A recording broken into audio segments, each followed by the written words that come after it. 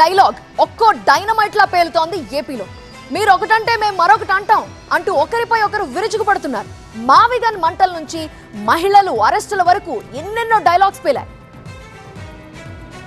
ఆ కట్టే బిల్డింగ్ ఆడ కట్టుకోకుండా ఇక్కడ కట్టయ్యా 2 లక్షల కోట్లలో నువ్వు పెట్టే అమౌంట్లో 10% ఇక్కడ పెడితే చాలయ్యా, బ్రహ్మాండమైన రాజధాని ఇక్కడే తయారవుతుంది. డే 1 నుంచే రాజధాని వస్తుంది, ఒక గ్రోత్ ఇంజిన్ తయారవుతుంది. కనీసం 20 ఏళ్ళ తర్వాత అయినా మన పిల్లలు ఉద్యోగాల కోసం ఎక్కడికెక్కడికో పోవాల్సిన అవసరం లేకుండా మా మావిగన్లోనే ఉద్యోగాలు దొరుకుతాయ్యా అని చెప్పి అని చిలకకి చెప్పినట్టు చెప్పినా మావిగన్ అంటాడు. మొన్న 3 ముక్కలాట, ఇప్పుడు మావిగన్. వాటికన్ అలా సంతోషం, దాని ప్రతిష్ఠ దీలా, పరువు దీలా. గన్నులన్నీ అయిపోయిన మావిగన్ ఎందుకు?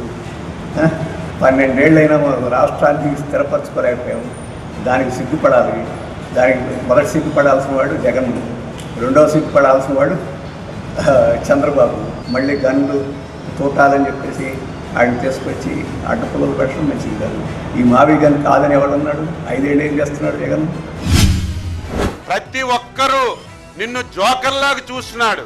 ఇదేదో ప్రజలు, రాజకీయ పార్టీలు కాదు, నీ పార్టీలో నీ చుట్టూ తిరిగిన వాళ్ళు కూడా జోకర్లాగా చూసి ఏంటి పిచ్చెక్కిందా?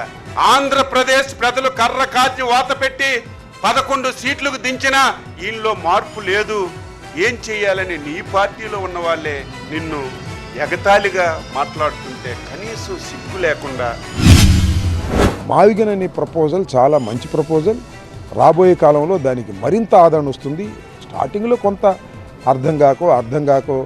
అర్థమయ్యో కొంత తేడాగా కనిపించినా రాను రాను అది అద్భుతమైనటువంటి ఫలితాలు ఇస్తుంది. మావిగనే ఆంధ్రప్రదేశ్ అభివృద్ధికి సూత్రం, మంత్రం అని కూడా నా అభిప్రాయం.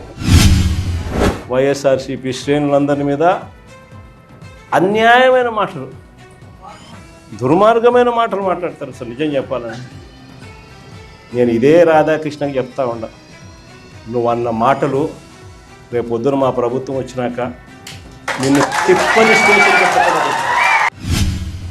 పార్టీ మీద ప్రజాస్వామ్యం గురించి మాట్లాడతారు.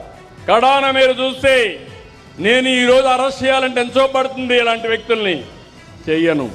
చట్టం దాని పని చేస్తుంది తప్ప నేను ఎప్పుడు కూడా తప్పు చేయను.